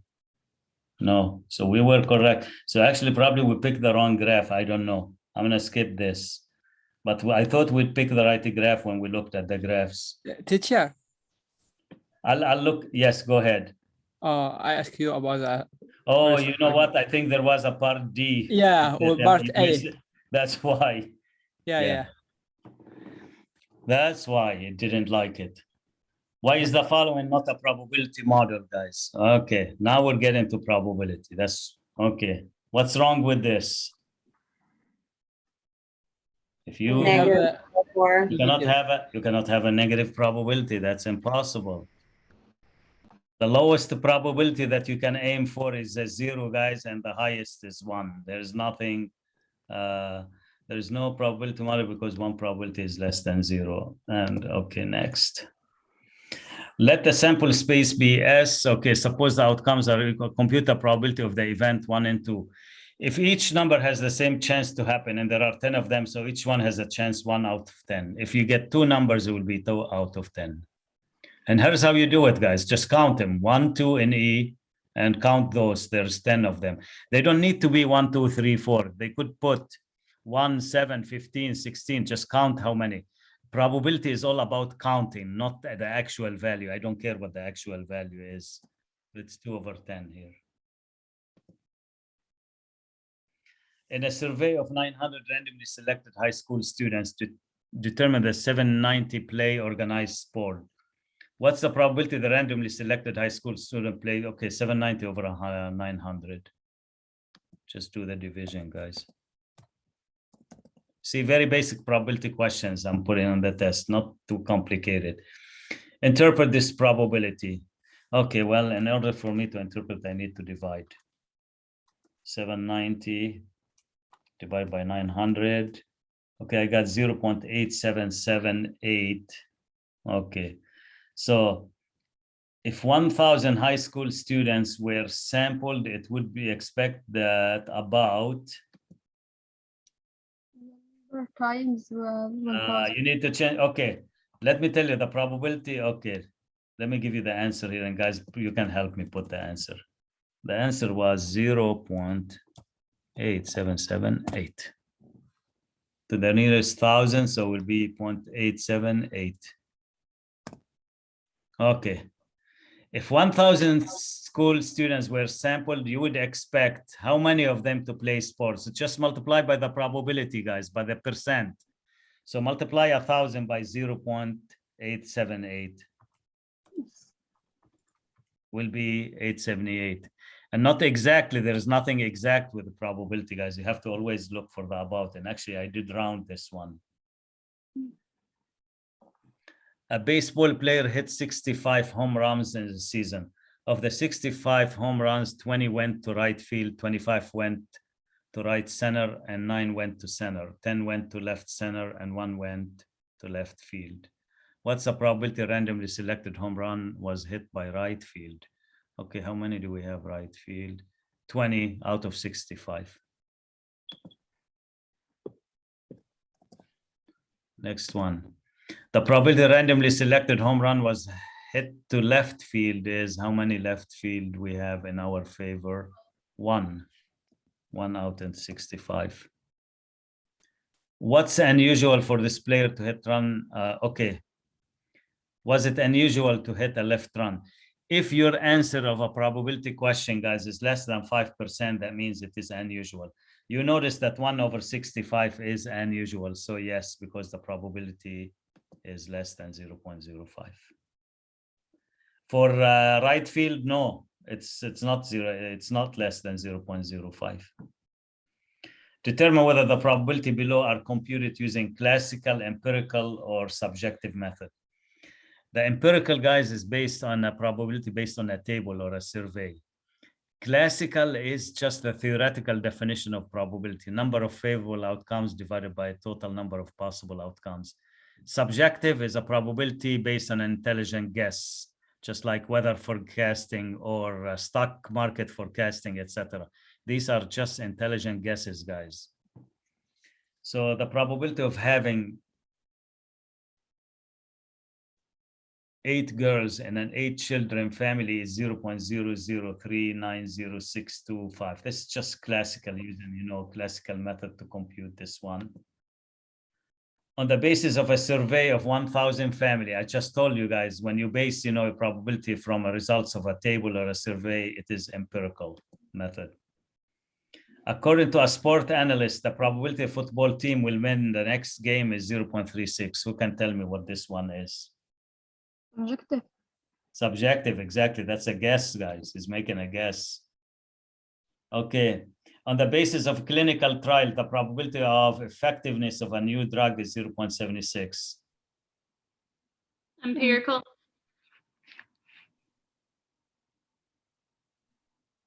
The probability on the basis of clinical trial. So based on that table that they got, it is empirical, exactly.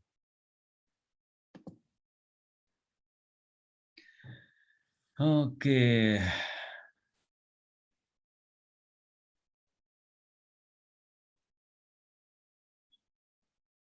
Brad and Allison have 3 girls. Brad tells Allison that he would like one more child because they are due to have a boy. What do you think of Brad's logic?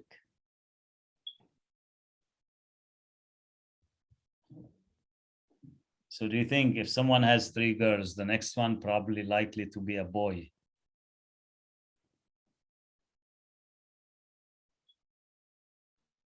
A.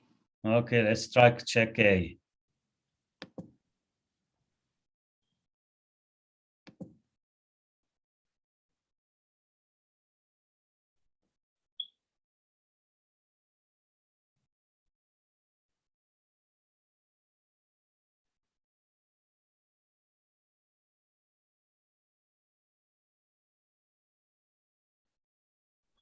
And actually, I know why you said, but it is D, but I don't know, it's the same answer why they didn't tell, because it is correct. The probability is 0.5 here for this.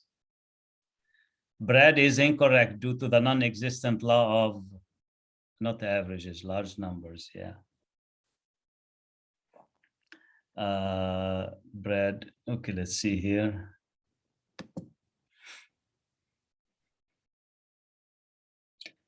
Let me explain the law of large numbers, guys, to you. If you toss a coin, I could just do this, guys, right now. Let me just do this. If I toss a coin now and I tell you what's the probability of getting a heads, you tell me 1/2. But I toss a coin and I get a tail. I toss another coin and I get a tail. I could toss it 3rd time, I get a tail. Then I get a head, then I get a tail. But then You're not convinced probably now that the probability of getting, just a head is 1/2 because I keep getting tails. But actually, if I repeat, so now, just I don't see that the probability is 50/50. I got 4 tails and 1 head. Now, how can I make this probability works? I can toss a coin, guys, 100 times, and I can assure you, when you do it so many times, a large number of times, that's what the law of large numbers, it's gonna balance out and you're gonna get 50-50, almost 50-50. It's not gonna be exactly 50-50. You might get 51-49, you might get 52-48, but they're gonna be very close together, and that's what the law of large number. So Brad is incorrect due to the non-existent law of averages. The fact that Brad and Allison have 3 girls in a row doesn't matter. The likelihood of next child will be a boy is 0.5. It should have been part A, but it's non-existent. It's the law of averages probably here. This is the statement that is correct right here. It doesn't matter if you have 10 boys. It doesn't mean that the next one, just must be a girl or a boy. I mean, I have 3 girls. The first 2 arrived. When the third one, was to arrive, we didn't question whether it was likely, just to be a boy or not, because the probability, for a boy and a girl is just going to be 0.5.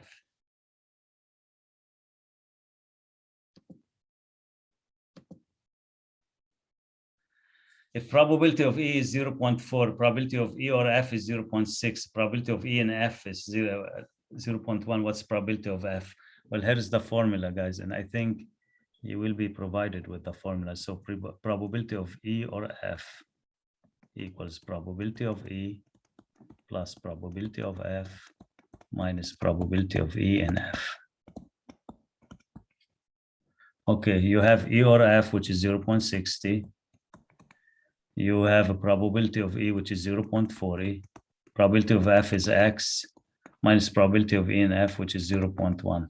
So if you guys do the math here, a little bit of algebra, you get 0.3 here plus X. So what would you add to 0.3 to get 0.6 is 0.3. So the answer is 0.3 here. All right, so just quickly, I'm gonna put the answer. And just bear with me a few more minutes, guys, so we can do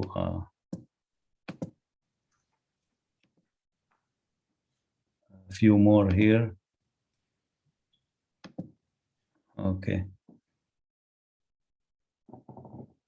Okay, that should be an easy question. If a golf ball is selected at random from a golf bag, we have 5 and 3, 8 and 11, 19. What's the probability of selecting a green or a yellow? Okay, so we need a fraction here. Oops, sorry. So how many green or yellow do we have here, guys? We have 3 yellow and 5 green. So total of 8 at the top divided by 19. And that's the answer. Do I make sure to divide? Okay. How do you use a survey to obtain probabilities? Okay, that's very important question, guys. If a survey participant is selected at random, what's the probability that he or she is satisfied with the student government? Okay. The grand total is the grand total, which is 369. But we will win if it is satisfied with the student government. How many students are satisfied? So what's the answer to this, guys? I can help you with the denominator. The denominator is 369. What should go in the numerator? The total number of people who are satisfied. And which is what, 217. If a survey participant is selected at random, what's the probability that he or she is a junior? Who can answer this question? First of all, you do the total of juniors, which is what? 91. Divided by? That's 369. Yep. If a survey participant is selected at random, what's the probability that he or she is satisfied and a junior? So you need the intersection. Okay, look, guys, what you do here. So satisfied you do this. Why don't I use a pen? And a junior, you do this. And where the two meet right here. I can't see it anymore. What was it? 62. 62 divided by 369. Okay. If a survey participant selected at random, what's the probability that he or she is satisfied or a junior? Okay. Let me show you how to do this one, guys. Or, because or is different here, slightly different. Okay. Satisfied, I have what? How many? 217 Plus over 369 plus a junior, which is 91, minus the intersection, minus the overlap, guys. Satisfied and a junior, which is 62. And then you get the answer. Let's do it quickly. 217 plus 91 minus 62 equals 246 divided by 369. Again, guys, make sure to divide because he wants you to divide and provide answers with decimals. Okay.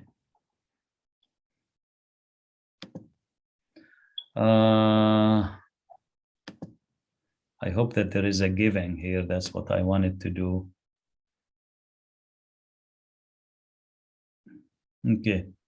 Determine the probability randomly selected fatal crash involved a male. Okay, you do the total of males, guys, which is 25,795 divided by total, which is 40,041. So here's how to just do it. 25,795. We're almost done. Divided by 40,041. Determine the probability randomly selected fatal crash occurred on a Sunday. So just Sunday, you go to the row, guys, because Sunday is a heading of a row. You just get the total from there, 6454 divided by 40,041. For the next one, guys, Sunday and male, the intersection, which is 4,084 divided by 40,041.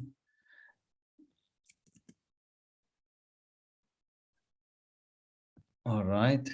Determine the random selected fatal crash occurred on a Sunday or involved a male. So you have to do exactly as I did. So you have to do Sunday plus male minus the intersection. I'm not gonna do it. Would it be unusual for a fatality to occur on Monday and involve a female driver? If the answer is less than 0.05, guys, then you say it is unusual. If the answer, it is not less than 0.05, then you say it's not unusual, okay? I'm just gonna put any answers there. Okay. Two events, E and F, are what? Of the occurrence of event E in a probability experiment does not affect the probability of event E. What's that definition, guys? Are independent. Two events are independent if the occurrence of one event does not affect the occurrence of the other event. Okay. Determine whether the events are independent or dependent. What do you guys think? E, a person living at least 70 years. F, the same person regularly handling venomous snakes. A is D. D, they are dependent because No, regularly D. handling snakes. D as in dog. Oh. Yeah, that's correct. I mean, what does have to do with it? Even if you live at least 70 years, there are people who are older than 70 and then handle those things. Selecting a person at school having a high GPA, randomly selecting a person at school having a low GPA.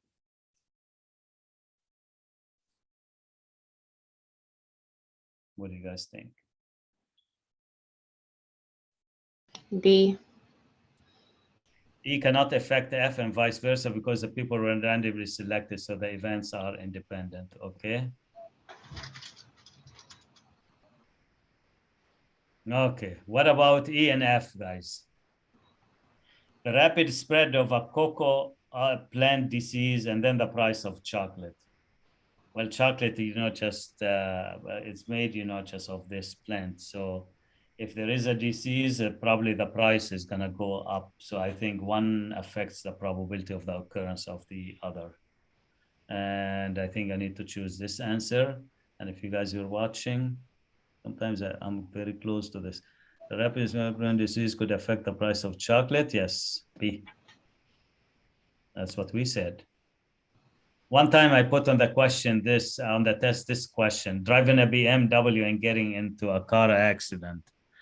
And those events are dependent, because usually people who drive a BMW, they don't drive it just to drive below speed limit. They go fast, and going fast could cause accidents. Okay. How do you answer A? Nate wins 40% of all chess games. If he plays 2 games, what's his chance of winning? Does anyone know how to do this? The events are independent, guys. He's playing 2 games. The first game is independent of the second. If 2 events are independent, if you want to find the probability of the 2 events happening together, you multiply probabilities. Always, always, always. So your answer for this one, guys, is going to be 0.41 times 0.41. What's the probability wins 5 chess games? Same thing, guys. It's going to be 0.41. And instead of me writing this 5 times, I'm just going to raise it to the 5th power, and then you can do it on the calculator.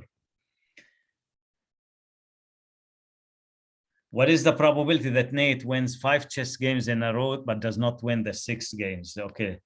Is 0.41 for the first, and raised to the 5th. That's the first 5 games. And then I'm hit tab, times, who can guess for the 6 games what I'm going to put there? He didn't win the 6th game. What's the probability of not winning, guys? The probability of winning is 41%. What's the probability of not winning? It's 100% minus 41%, which is 59%. So you put 0.59. Supposing F are 2 events and P and F is 0.4 and the P of E is 0.5. Okay, what is the probability of F giving E? Here's the rule, guys. Let me just write it down. And actually, probability of F giving E, guys. This conditional probability. I hope that I put a question there. It is a probability of F and E divided by probability of this. So you already have this 0.4. You already have that 0.5. Just divide.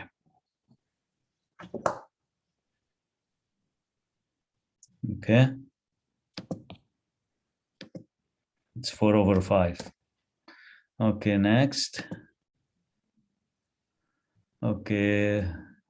Okay, that would be probably very much the last question. I know I said max 8. I'm sorry, guys, but I'm trying to support you anyway. Okay. What is the probability randomly selected individual is at least 55 years of age, given, that's the conditional probability, that the individual is more likely to buy a product emphasized as made in our country? Okay, here's how you answer those questions. I'm going to show you how to do those in one shot, guys. So watch. Put the fraction sign. Whatever comes after given, this is what you're selecting from. So you're not confined to the entire set anymore. He put a condition on us. He said, I want you to pick from this group only. That's what comes after given. So what comes after given, go to the denominator, guys. Okay, buy a product made in our country. Okay. Given more likely to buy a product. So it's going to be what? $13.95. That's your total. Now for the numerator, look what you put, guys. You look for more likely and you look for at least 55 and find the intersection between the two. At least 55 is right here. More likely is right there, and it's 406, and that should be your answer. So the answer will be, no need to follow any formulas, guys. The one that I just put in the previous exercise, you don't even need to do it. It just, you can do what I just said here. Okay, let's do the other one. What's the probability a randomly selected individual is more likely to buy a product emphasized as made in our country, given that the individual is at least 55? So let me put the fraction sign. Oops, sorry, not here. Okay, I'll do it here. Okay, what comes after given at least 55? I need the total of at least 55, which is 523. And it's going to be the same in numerator because I need at least and more likely, which is 406. 406. Yep. And here's how you do it. You see the difference? This is how you do. So anytime you have a given condition, guys, whatever comes after given should be your denominator, not the grand total anymore. No, less likely. All right. So let's go to, okay, we're getting to the end. Order arrangement is a permutation, guys.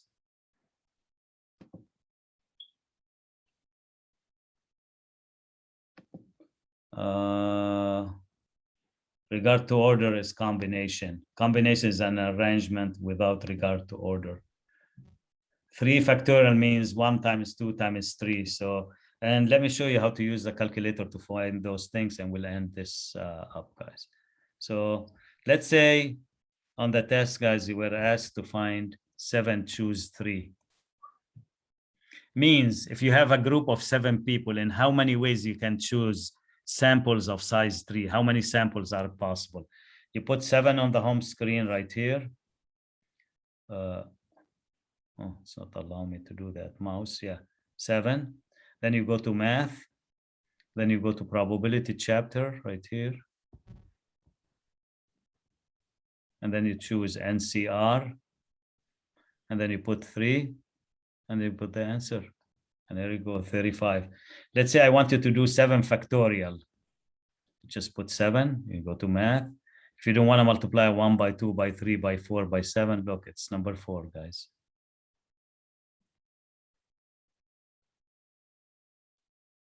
And here you go, 5040. Let's say, and I ask you in how many ways you can sit 8 people around a table of 8. So the order is important when you seat people. So then in this case, it will be 8p8. Oops. I don't know, I can't.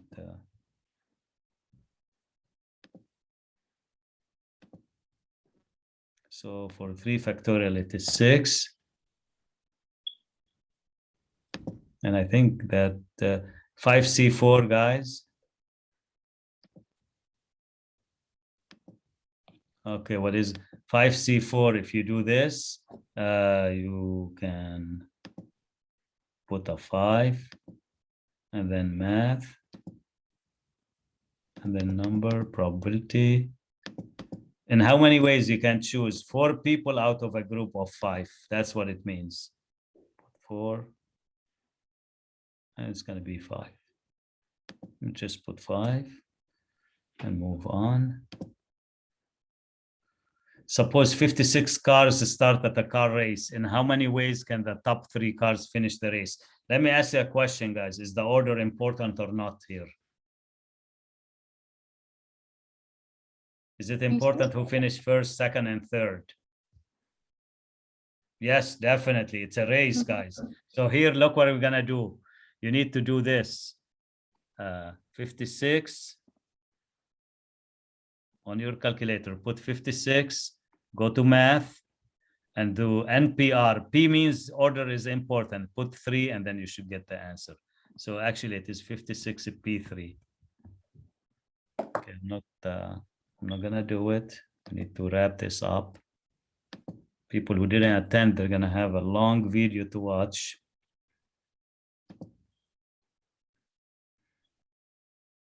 This is not, order is not important, guys. So that here will be 47, choose 4. You can do that. I think that's the last question, should be. Yeah, that's it. Done.